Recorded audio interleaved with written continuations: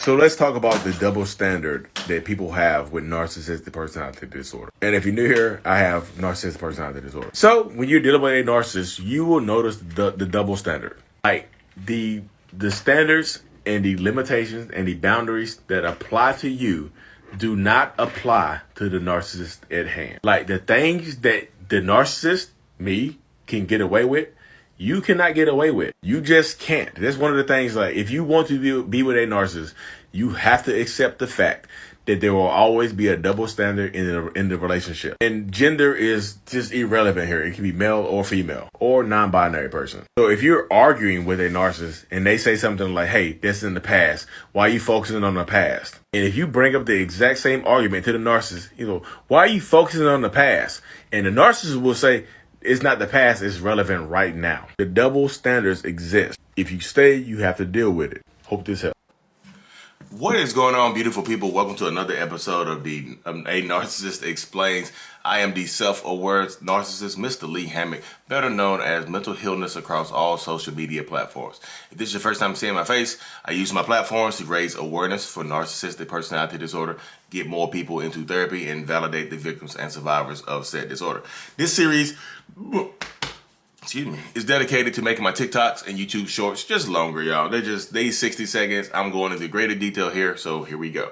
The one you just watched was about the double standards that exist with a narcissist. The double standards of people with narcissistic personality disorder. What you get away with, what the narcissist gets away with, you cannot get away with. You are not allowed to get away with. And that's one of the things that if you are going to remain in a narcissist relationship with a narcissist, narcissistically abusive relationship, this is one of the things that you have to that you probably are going to have to accept. That there will always be a double standard, and gender, sex, and whatnot is irrelevant in the equation. The narcissist is going to be the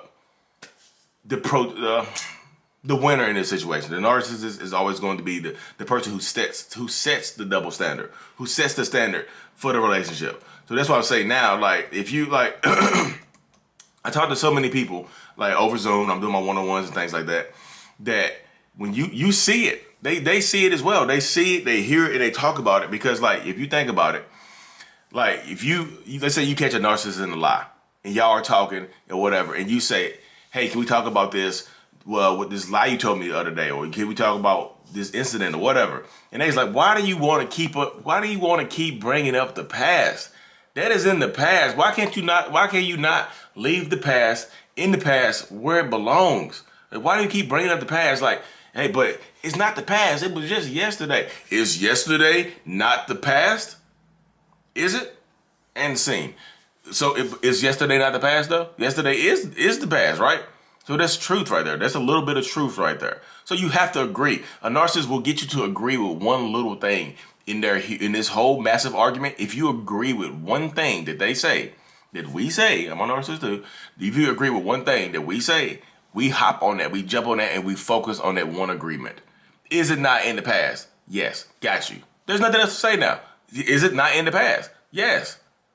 I got you. So they will focus on that. There's nothing else that you can say because they will circle back to the point that you just agreed that it was in the past. All they have to do is get you to agree to one thing in the argument, and they got you.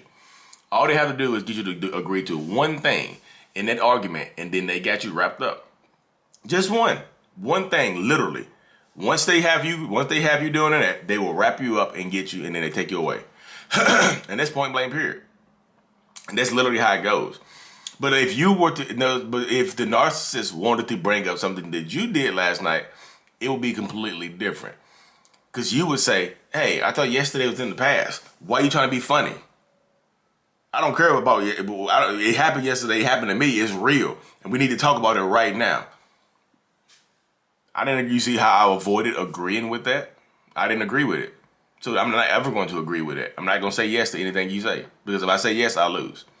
If the narcissist says yes and agrees to anything that you say, they lose. So they're not going to agree with you because they know it's a loss. So that's why when you're dealing with a narcissist, like, stop agreeing with stuff like that. Like, if you can avoid saying yes, don't say yes. Is it not in the past? Why are you so focused on whether or not it's in the past? Is it relevant? Is it not relevant? Get inquisitive. Answer a question with a question. It frustrates them. But oh my God, y'all. Use discretion, because some of y'all, you if you're in a physically abusive relationship or they'll hit you, use discretion, because they'll put their hands on you because you frustrate them with the truth. You frustrate them with answering stupid questions because they ask stupid questions.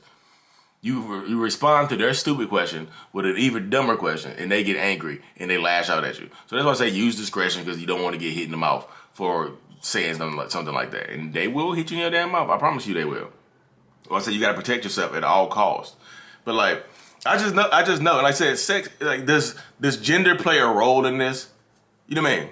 Does the sex play a role? I gotta learn it. I'm ignorant to that right now. I need to learn the difference between sex and gender. I haven't got into that. I don't really get into the whole difference between sex and gender stuff, because I just believe that you should truly do you, be you. That doesn't do you. So sex and gender are irrelevant. They do have precedence in these equations, because typically this is my men that follow me. Don't get angry. But it's a proven statistic that most of the narcissistic people are men. Women that have narcissistic traits tend to be borderline or have borderline personality disorder. There are women narcissists that exist. Yes, there are a lot of them. But statistics say that there are more narcissistic men. So if the narcissist is a man, double standard is going to probably be followed with a whole lot of aggression. Like, if they enforce the double standard with rage and aggression. Do you know what I mean? Whereas a woman narcissist or whatnot might have enforced the double standard with, withholding affection and love and stuff like that. It's so different. But the man narcissist, because I'm a man, because I know how I do it. It's gonna be aggression, and it's gonna be I am not the physically violent type of person. You can say what you want to say to me, and I'm gonna try to talk you off of the point. But I do rage stuff. Yeah, I've done the yelling and screaming and stuff like that to enforce an issue. Because if you push back on that double standard that a narcissist has set forth for you, if you push back on, because you know that if they did something, like this is what I tell you, I know I keep jumping around. This is what I tell you. If you feed a narcissist a taste of their own medicine, they typically spit it up. It's like, here's your medicine, Mr. Narcissist. And I'm just like, I don't like it. It's nasty. It's terrible. It's disgusting. That's my medicine? That's what you've been feeding me for the last 10 years. You don't like it? Oh, wow. You don't like that medicine? See, and and that's why I say, like, if you're with a narcissist, they don't like the taste of their own medicine. They don't like it. So when you start to try to feed them a taste of their own medicine, they rage out, because they know that they would not, like, that's why I tell you, are you willing to stay in a relationship longer right now where there's no equality in a relationship? You cannot do what they do to you. If they do something to you, it's donezo. You will not get away with the same thing. There's not a double standard. Like, if I can get away with it because it's my standard. You can't get away with it though. If you don't choose to be here, you can't. Especially if there's financial control or physical control. It's tough, y'all. So that's why I say you have to start standing your power and stand in your truth and take back your power. Because if you don't, you're gonna get circled into this relationship for a very, very long time. You're gonna be perpetually unhappy, and you're probably gonna want to. You're gonna disintegrate into nothingness. You don't want that.